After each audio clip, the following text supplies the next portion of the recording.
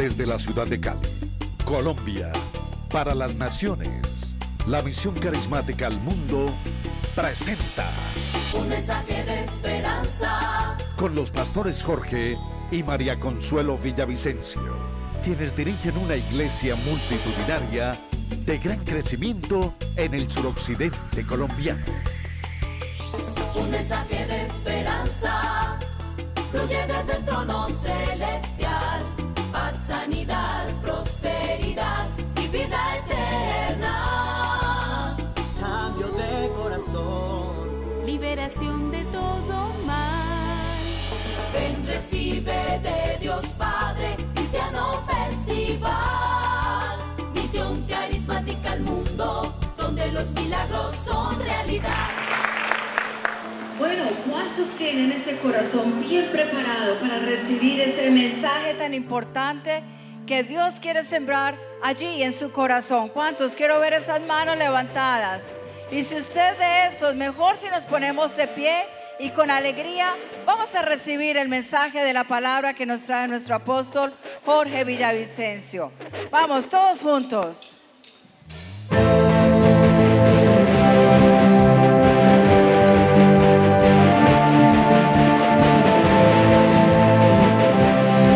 ¿Cuántos quieren más fuego?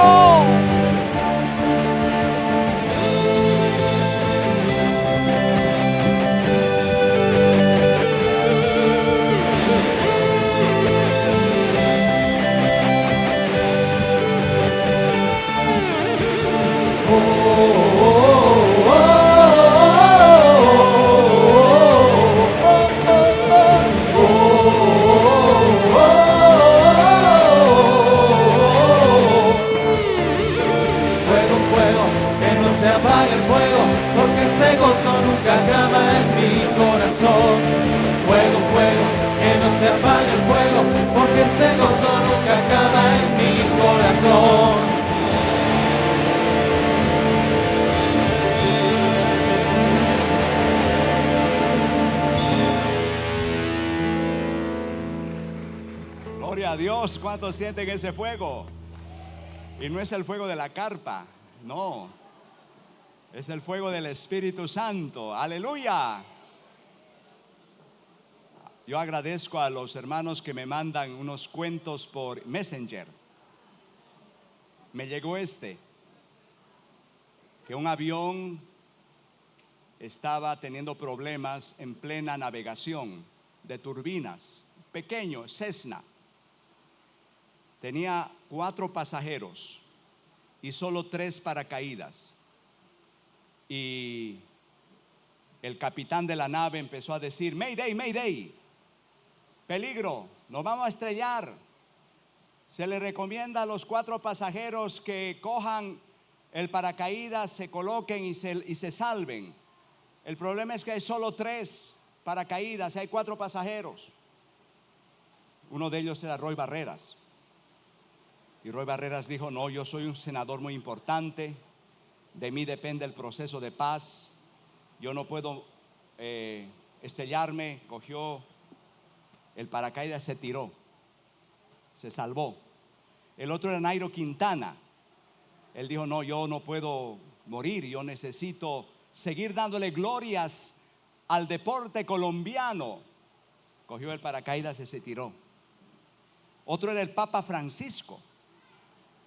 Y el Papa dijo, y como el Papa es buena papa, dijo: yo ya soy anciano, ya hice mi tarea. Y había un niño allí de 4º pasajero. Le dijo: tú, niño, apenas estás comenzando, mal que bien yo ya estoy cansado, toma el paracaídas y sálvate tú. Y el niño le dijo: su santidad, le comento, hay 2 paracaídas, uno para usted y uno para mí, porque Roy Barreras se tiró con mi mochila.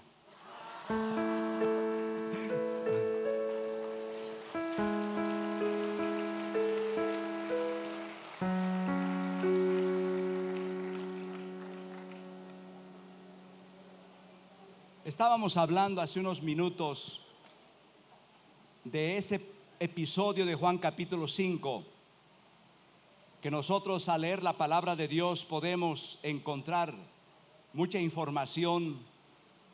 Después de estas cosas, en Jerusalén, cerca de la puerta de las ovejas, un estanque llamado en hebreo Betesda, el cual tiene 5 pórticos. En estos yacía una multitud de enfermos, ciegos, cojos, paralíticos, que esperaban el movimiento del agua, porque un ángel descendía de tiempo en tiempo, y agitaba el agua. Y el que primero descendía al estanque después del movimiento del agua quedaba sano de cualquier enfermedad que tuviese. En 1888, unos arqueólogos ingleses excavaron ese lugar en Jerusalén, cerca del templo el antiguo templo de Herodes, y descubrieron las ruinas de ese estanque que habla aquí la Biblia. Y los arqueólogos, al excavar ese lugar, encontraron que eran 2 estanques, no uno.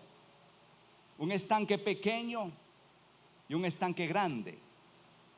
El estanque pequeño estaba destinado al lavamiento de las ovejas. Era un estanque que permanentemente mantenía impuro, mantenía sucio, porque la ley de Moisés decía que ninguna oveja o cordero podía ser llevado al templo en condición de mugre. Entonces, según este texto, cerca de la puerta de las ovejas. ¿Por qué habla de puerta de las ovejas? Porque precisamente por allí metían las ovejas sucias y sacaban ovejas limpias.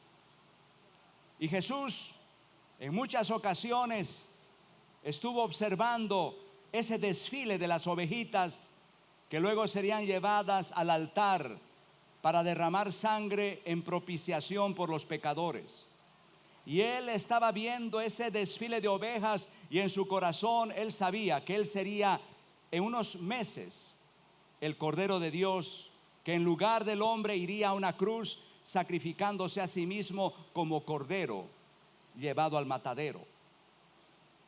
Pero no solamente había ese estanque destinado a la purificación de los corderos, sino que al lado había un estanque más grande que servía para 2 propósitos: el suministro de agua potable para consumo humano. Los judíos iban con cántaros, las judías iban con cántaros en sus hombros, iban al estanque mencionado, sacaban agua para limpieza, higiene y bebida.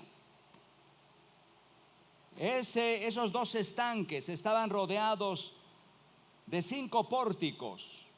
Cada pórtico daba acceso a un zaguán con un techo, donde los enfermos se congregaban en multitud. Era unos zaguanes en forma de cuadrado en ambos estanques, donde el techo los protegía del sol y ellos podían estar a la espera de ese movimiento del agua. Adicionalmente, arriba de esas columnas había unos canales para agua pluvial, para que constantemente el agua lluvia renovara los estanques. Esa era la manera en que funcionaba. Y no solamente era para sanidad, sino también para, dijimos, consumo humano, limpieza, sino también para ceremonias, porque una vez al año se llevaba a cabo la fiesta de los tabernáculos, que culminaba con una gran procesión donde los israelitas llevaban cántaros y sacaban del pozo de Betesda y lo llevaban al templo, el agua, y era vaciada en el altar. Fue en ese día cuando la gente vaciaba en el altar el agua del pozo de Betesda, cuando Jesucristo dijo: si alguno tiene sed, venga a mí, beba, y el que en mí cree, de su interior correrán ríos de agua viva. O sea que había muchas funciones de ese estanque. Pero lo que encontramos también era que detrás de ese estanque, de 2 partes, había el Imperio Romano a unos metros detrás falsificado un estanque parecido, copiado, calcado, un estanque pagano. Era el dios Eusculapio, el dios de la medicina. Y muchos enfermos no se sanaban porque mezclaban paganismo con fe judía, porque también se iban a meter al estanque del dios Eusculapio, el dios pagano de los griegos. Y por ese motivo había personas que no recibían ni de la parte médica ni de la parte de la fe judía una sanidad, un milagro. El ángel no descendía periódicamente por causa de que el mismo ángel no tenía por qué acolitar, alcahuetear esa mezcla de paganismo y fe. Si el pueblo de Israel hubiera sido más consagrado y no habría mezclado con esos actos de otra cultura, el ángel seguramente habría descendido con mayor regularidad para satisfacer las necesidades de ese pueblo. Pero allí el enemigo había colocado esa falsificación, y hoy también tenemos una falsificación del poder de Dios. Todo ser humano necesita, nosotros como seres humanos tenemos dos grandes necesidades. Tenemos la necesidad de purificación de la conciencia, y segundo, tenemos necesidad del poder espiritual. Todo ser humano que llega a este mundo necesita inobjetablemente suplir esas dos necesidades de su alma, necesidad de purificación, porque todos tenemos una conciencia, tenemos un semáforo interno que nos va dictaminando y nos va hablando y nos va mostrando si hemos hecho algo mal. Por eso Pablo dice que la conciencia nos acusa o nos defiende.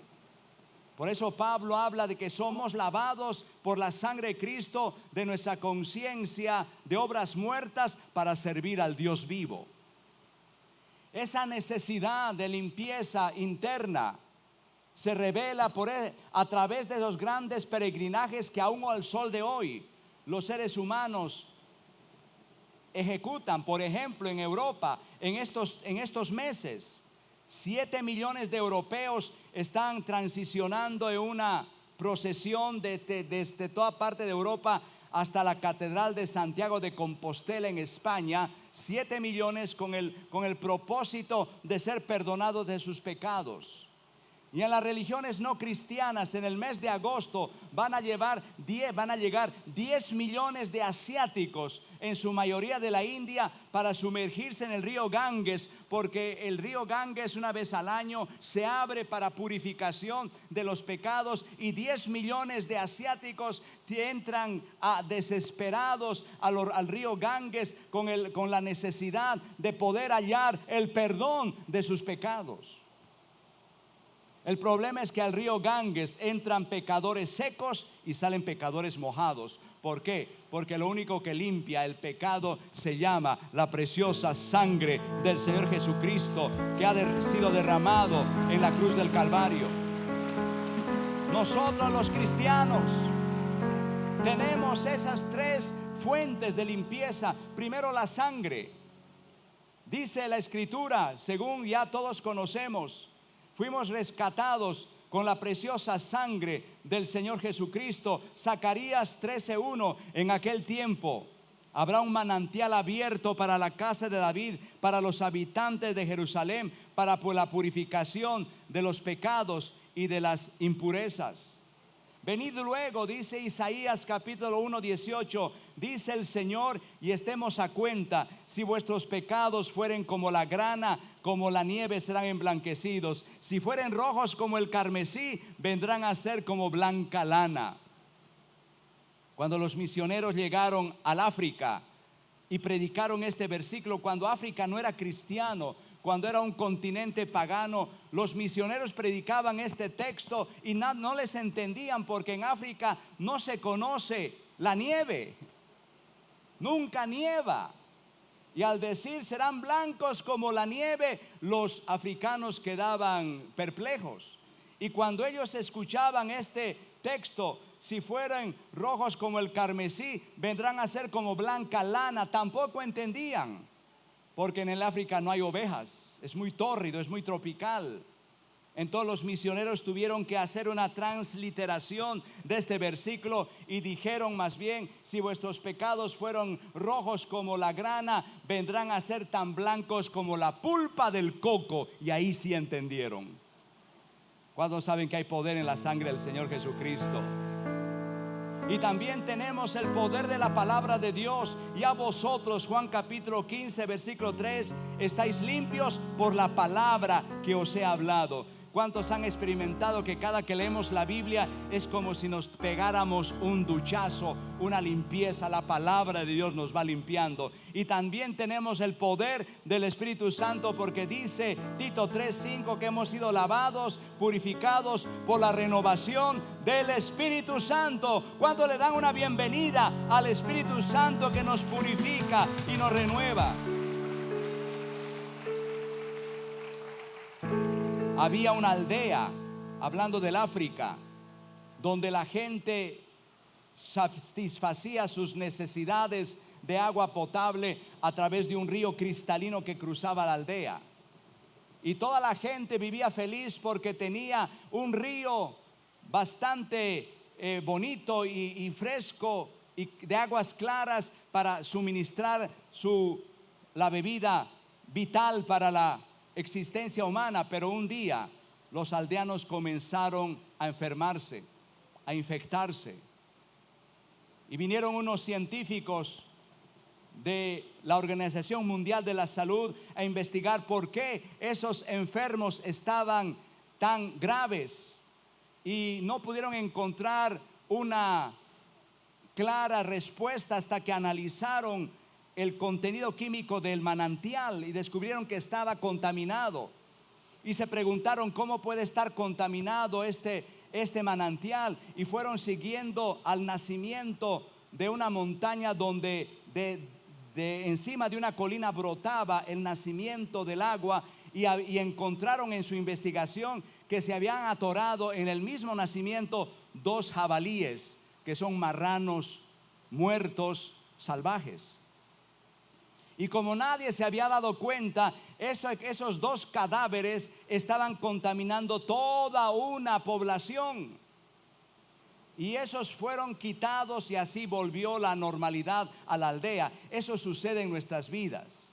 Si nosotros no quitamos esos marranitos espirituales que nos están contaminando, vamos a tener problemas, vamos a tener dificultades en nuestra relación con el Señor, en nuestra relación con nuestra familia, porque el pecado destruye. La contaminación espiritual afecta relaciones interpersonales, relaciones entre esposo y esposa, entre padres e hijos, entre nosotros mismos. Pero cuando esos jabalíes son quitados y el manantial y la sangre de Cristo nos purifica, todo se mejora, el tejido social se arregla, y las congregaciones aumentan y se fortalecen, y las familias logran una armonía, porque la sangre de Jesucristo es el mejor poder para mejorar el tejido social de toda esta nación, este pueblo, todo hogar y toda familia. ¿Cuántos dan la bienvenida a la sangre de Jesús de Nazaret?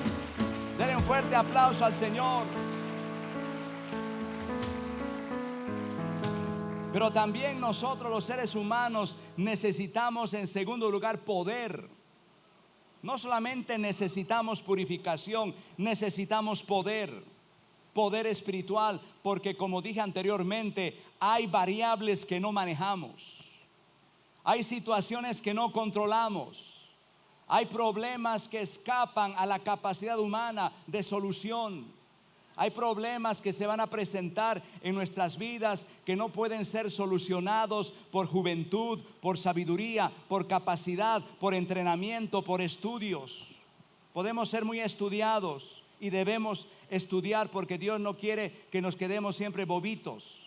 Debemos estudiar, pero esa Hay un versículo que dice: no es con ejército, no es con poder humano, sino con mi Santo Espíritu. ¿Cuántos son llenos del Espíritu Santo en esta hora? Tú necesitas poder. Tú necesitas poder. Y el estanque de Betesda fue visitado por el poder encarnado. El estanque de Betesda fue visitado por el Cristo empoderado, por el Jesucristo lleno del poder de Dios sobrenatural. Y él desafió las enfermedades. Pero lamentablemente había detrás del estanque de Betesda un estanque falso al dios Eusculapio.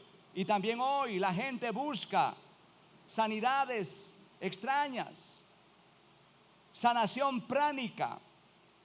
Los que han popularizado la sanación pránica nos quieren hacer creer en cuento que todo hombre o mujer tiene paralelamente una energía holística paralela. O sea que aquí hay dos Jorges Villavicencio, uno que ustedes ven y otro invisible. Y al que primero hay que curar a este invisible, y cuando este se cura, este también se cura. Es el cuento que nos han venido vendiendo los que predican la sanación pránica, la sanación reiki. Tenemos también las magnoterapistas. En muchos consultorios se ofrece que usted vaya con dolor de barriga y le colocan unos magnetos en forma de pirámides y le van sobando la barriga para que dizque las pirámides le den energía sanadora. Tenemos la medicina ayurvédica, que está muy de moda entre los artistas, que como Amparo Grisales y otras personas que tienen fe en esa medicina ayurvédica que es basada a velones. Si tienes mocos, tienes que colocar un velón verde. Si tienes dolor de cabeza, un velón amarillo. Si tienes un problema de espalda, un velón morado, y tienes que prenderlo. Y esa es la sanidad ayurvédica. Es una bobada. ¿Cuántos saben que el único que puede hacer la obra de Dios se llama el Señor Jesucristo? Y hay tantas cosas como la sanidad tai chi. La sanidad tai chi que predica que hay que exponerse a energías de planetas lejanos, que los planetas lejanos te van a dar la sanidad. Pero todo eso es un templo falso. Obviamente hay que dar gracias por la medicina y debemos ir a los médicos, pero dice Elmer Hess de la Asociación Médica de Estados Unidos: ningún médico que es ateo tiene derecho en el arte sanador. Todo médico debe primeramente avivar su fe en el Todopoderoso y podrá tener unos grandes éxitos en el tratamiento a sus pacientes. Yo leí el caso del más grande médico cirujano de Londres. Uno de los más grandes médicos cirujanos de Londres, profesor universitario, catedrático de Oxford, y tenía una gran experiencia y un gran éxito en sus operaciones, hasta que los estudiantes de la universidad, discípulos suyos, le preguntaron cuál es el secreto de su gran éxito en la medicina. Yo le digo, ya un día les cuento, y nunca les contaba. Hasta que un grupo de estudiantes lo fueron a perseguir al escondido de la noche. Se protegieron a través de las sombras nocturnas y lo pistearon. Y descubrieron que a eso de las 11 de la noche, todos los viernes él salía enfundado en un abrigo y se dirigía a la iglesia anglicana. Y ellos se metieron a la iglesia anglicana porque la mayoría de los ingleses pertenecen a esa denominación, los anglicanos. Y se metieron a ver qué es lo que este médico hacía, y descubrieron que él en solitario en esa iglesia, cuando no había nadie, colocaba sus manos en el altar, porque en las iglesias tienen altares. Y él comenzaba a orar, llorando, pidiéndole al Señor: Señor, yo soy médico, he estudiado en las mejores facultades de Inglaterra, pero yo sé que sin tu poder, sin tu ayuda, sin tu unción, no puedo ejercer el arte sanador. Por tanto, hoy vengo a hacer esta vigilia y coloco mis manos en el altar para que tu Santo Espíritu me dé el poder, me dé la sabiduría, me dé la gracia, porque todo don perfecto desciende de lo alto del Padre de las luces, en el cual no hay sombra ni mudanza de variación. Y mientras él oraba con sus manos en el altar, mientras él clamaba con sus manos en el altar, sus manos comenzaron a brillar, con sus manos comenzaron a resplandecer, y los estudiantes se quedaron anonadados, sorprendidos, porque a través de la oración las manos brillaban en medio de la oscuridad. Esa era la presencia de Dios. Por eso dice el grande jefe de la Asociación Médica de Estados Unidos: un médico sin fe no tiene derecho a ejercer el arte sanador, pero un médico con fe, Dios lo va a usar, Dios lo va a bendecir. Y es mejor que tú preguntes a tu médico si tiene fe, para que haya más garantía del poder de Dios. Denle un fuerte aplauso a Jesucristo. Gloria a Él. Necesitamos poder. Se necesita poder. Y cuando el Señor sanó a este paralítico y lo rescató y lo dejó libre, él fue feliz a contarle a todo el mundo: me ha sanado, me ha sanado. Y los fariseos le preguntaron: ¿cómo así? ¿Quién te ha sanado? Dijo: un hombre que caminaba por la piscina. Me dijo: levántate, toma tu lecho y camina, y aquí estoy sano. Y los fariseos le dijeron: ¿y por qué te sanó un sábado, si el sábado no se debe trabajar? Y le respondió: pues vayan y pregúntenle a él, pero estoy sano. Y los fariseos se enfurecieron y fueron a urdir un plan maquiavélico, y urdieron una maquinación de asesinato, y decretaron muerte para Jesucristo, muerte para Jesús de Nazaret. Se le presentó un problema al Señor, como se nos puede presentar a cualquiera de nosotros una amenaza, un problema mayúsculo como ese que se le presentaron a Jesucristo. Y dice: procuraban matarlo. Procuraban matarlo. Para todo hay solución, menos para la muerte. El problema más grave que un ser humano pudiera experimentar es una amenaza contra su integridad física. Pero Jesucristo, a partir de ese momento, si usted lee su Biblia, su discurso empieza a girar en torno a la autoridad que Él tiene. Toda autoridad me es dada en los cielos, en la tierra y debajo de la tierra. Tengo autoridad. ¿Cuántos saben que Jesucristo tiene autoridad? Un fuerte aplauso al Señor. ¿Y qué autoridad? Autoridad sobre el mar. Mire, el diablo lo quiso matar. El diablo se le levantó en medio del mar de Galilea con un maremoto, con truenos, con centellas. Los apóstoles comenzaron a temblar. ¡Ay, nos van a acabar! Los apóstoles comenzaron a temblar las rodillas. Los apóstoles comenzaron a sacudir sus manos y a tratar de salvarse de una manera humana, tratando de quitar el agua de la embarcación, usando sus mejores capacidades de marinos, pescadores expertos. Pero llega un momento que la capacidad humana es limitada. No había nada que hacer. Perecemos. Perecemos, Señor. Y se levantó de su sueño el que es dueño de los ángeles, el que da la orden a los ángeles, y el que también le da orden al mar, el que tiene autoridad para coger un rayo, cogerlo y tirarlo lejos, el que tiene autoridad para coger un relámpago y neutralizarlo, el que tiene autoridad para señalar al ojo del huracán y al maremoto y decirle: cállate, y enmudece. Y en ese instante, en un segundo, todo ese maremoto se transformó en una bonanza de tranquilidad. ¿Por qué? Porque Jesucristo, al quien amamos y servimos, tiene autoridad. Tiene autoridad.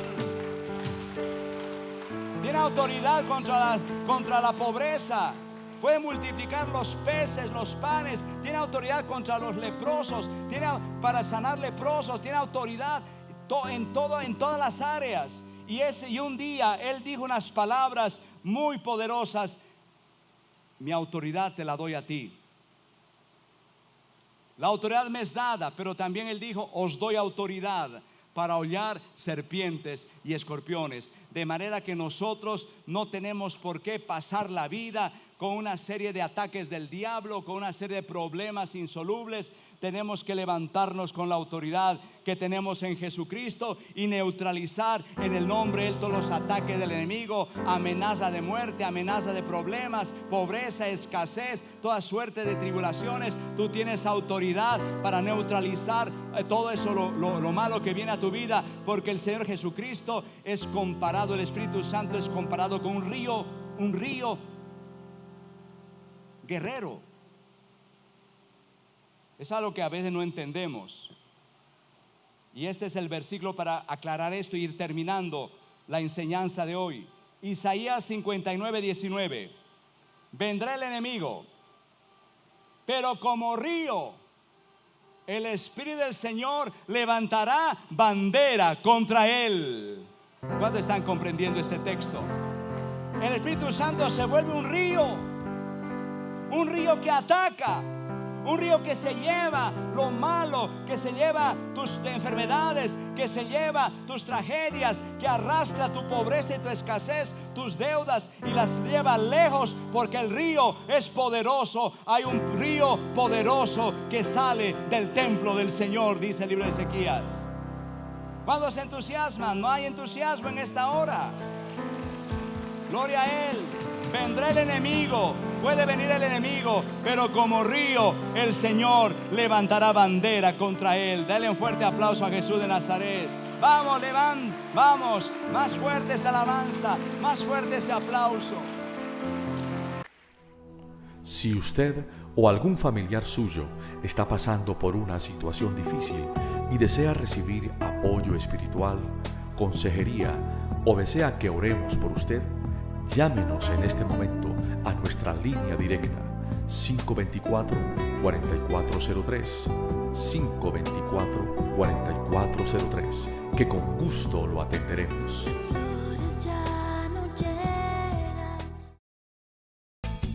Estuvieron con ustedes los pastores Jorge y María Consuelo Villavicencio, exponiendo un mensaje de esperanza. Un mensaje de esperanza, Con palabras de aliento y ánimo para fortalecer su corazón y encaminarle a un futuro próspero a través de la aplicación de los principios expresados en este espacio.